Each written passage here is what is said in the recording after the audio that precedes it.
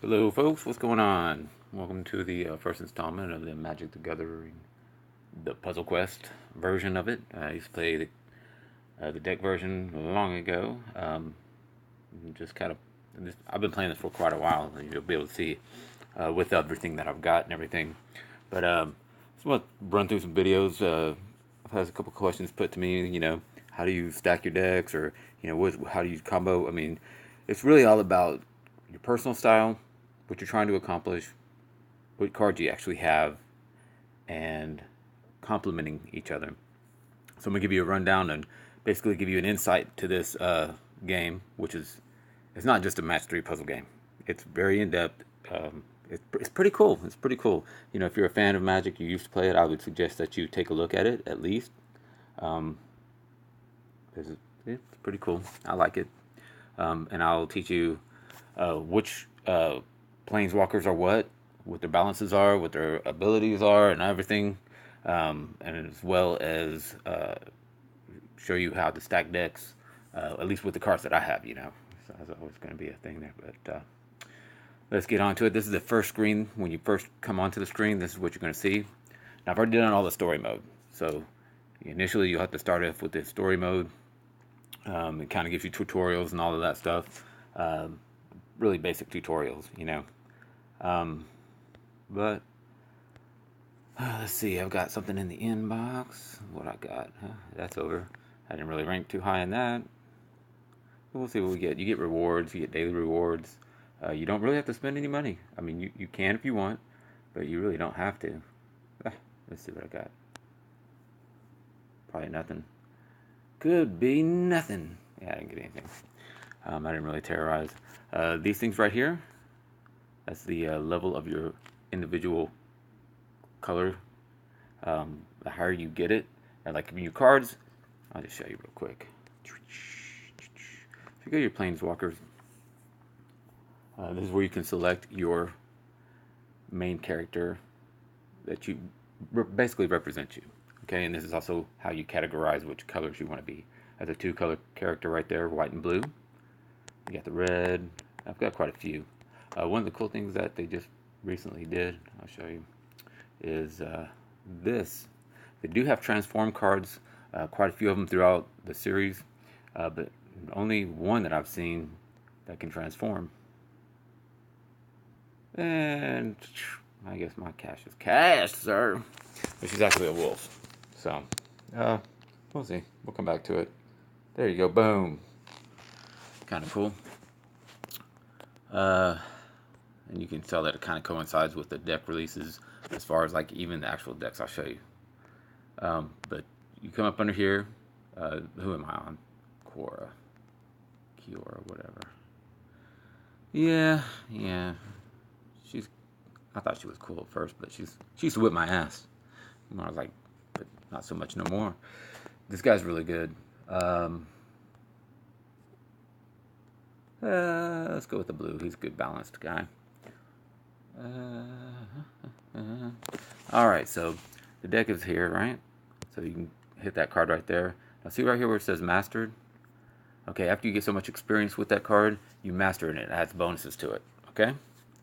Now once you master it as well, remember where I was showing you where it shows the level of each specific color? Well, it raises that as well, the mastering a card does. And if you have like a spell card, it usually adds across the board. So, it's good to keep your levels up. It gives you more challenging quests and stuff like that, and events that are more rewarding, so you get better rewards. This is Jace, and I've got his hand pretty stacked. I'll show you what his abilities are. I really don't even bother with any of them except for the third one. Create a support with when you draw a card, each of your creatures gain 3/3. Okay, now yes, it is, the cost of that is 31 to get out, right? Okay, 21, I'm sorry. But it is well worth it. Well worth it, because every time you draw a card, each creature gets a +3 to its life and its damage. So, now let me show you. I analyze that, what their special abilities are, what they're lacking, how many cards they can hold, and things like that. Now,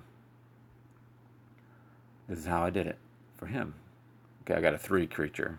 3 points to get out. It's a 2/1. Eh. Some people, I wouldn't even really mess with that. I mean, that's like first level character or something like that. Just weak, weak, weak. Right? But this is how I beef them up quick. Okay? I've got a 6 spell to get out. Draw 1 card right there. So if I've got that 21 in effect, that 21 mana spell, the third level tier, if I get that out, so if I lay that out, at the beginning of my turn, I'm always going to draw 1. Okay, so that's a +3/+3. If I hit that right there, that's a +6/+6 to each creature. Okay, what else do I have in here? Okay, at the beginning of your turn, draw a card. So you get 2 cards. So that's twice. That's 6 each time. Okay. Boom. Draw 3 cards. And yes, for each individual card that you draw, you will get 3/3 on each creature. So I just got 9/9 on each creature that I got. Boom, in one spot on a level 6 spell. Okay. That one actually doesn't work because it's just a preview card. So yeah, I thought it would, but it doesn't.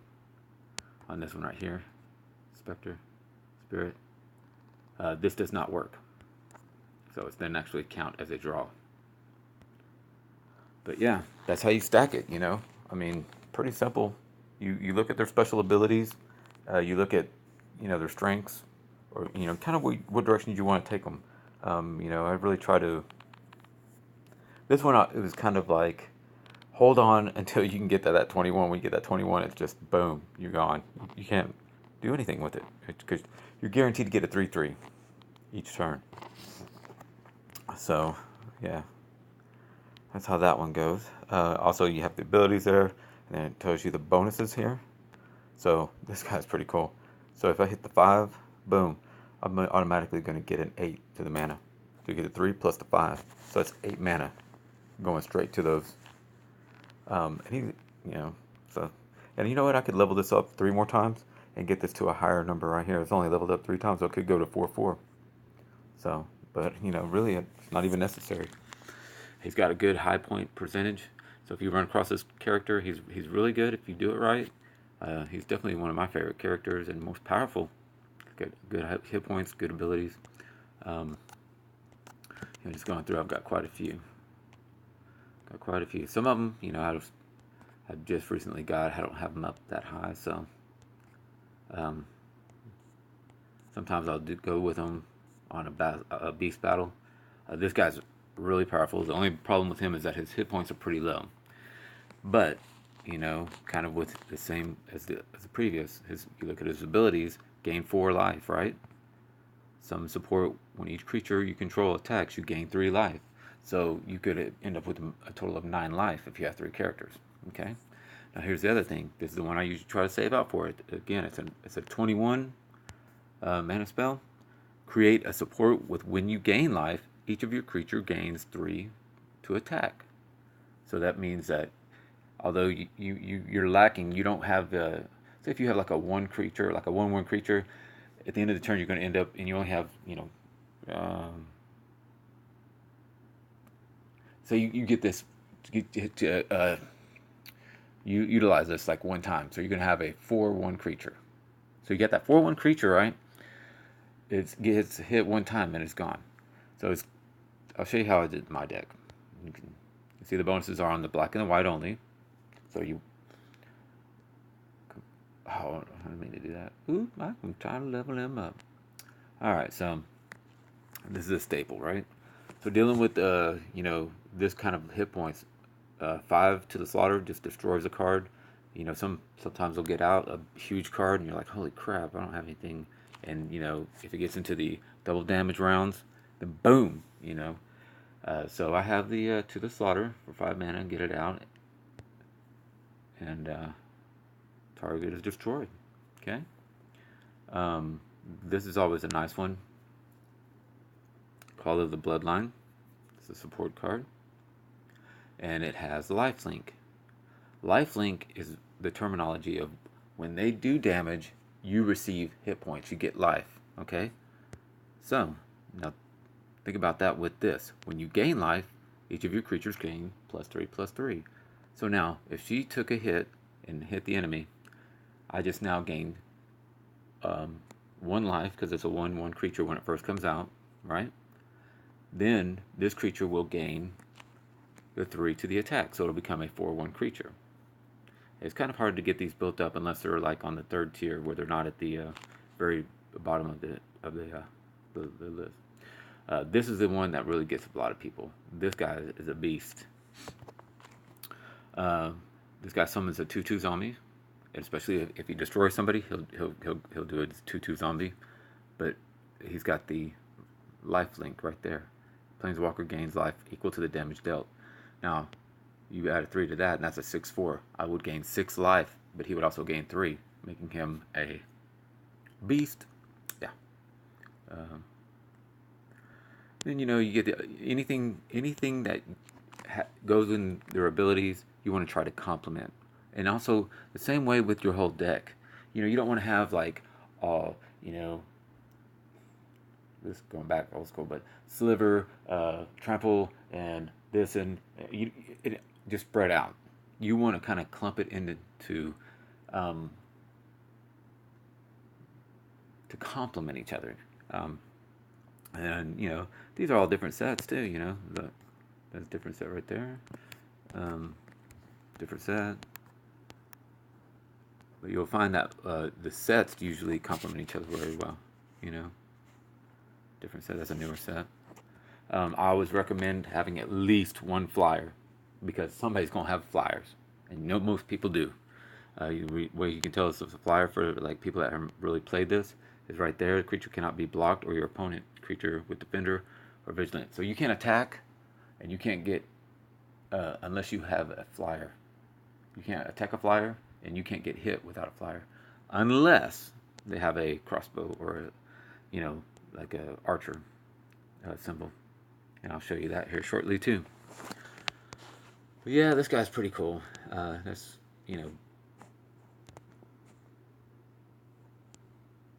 Is it one of the transform cards I was telling you about? Boom! Turns into a flyer. I don't even know why I have that zombie on there, to tell you the truth. This guy's really cool. He's a staple. You'll see him in a lot of the decks that I own.